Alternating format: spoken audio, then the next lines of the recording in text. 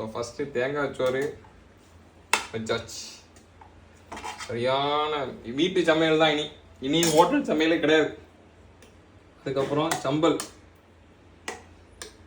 Next மாம்பழம் ஒரு piece போதும். ஆனால் செம்ம டேஸ்ட்டாக இருக்குது. என்ன தான் கத்தாரில் அந்தந்த வகையான மாம்பழம் வச்சாலும் இங்கே நம்ம ஊரில் வந்து ஒரு டீ சுட்டியில் வச்சு விற்கிறாங்க. 100 ரூபா தான் கிலோ. அருமையாக இருக்குது. அதுக்கப்புறம் இது வந்து அள்ளி போடணும். இந்த கிரேவி எண்ணெய் இங்கே பாரு, இந்த இதில் கொண்டு வந்து எண்ணெய் இருக்குது பார்த்தீங்களா, இந்த எண்ணெய் தான் மக்களே டேஸ்ட்டு. செம்ம டேஸ்ட்டாக இருக்கும். நெய்யா அது சொல்லும் போதே வாய் ஊறுதே. ஐயோ சூப்பராக இருக்கும். இதுக்கப்புறம் இந்த வெள்ளம் லைட்டாக இப்படி லைட்டாக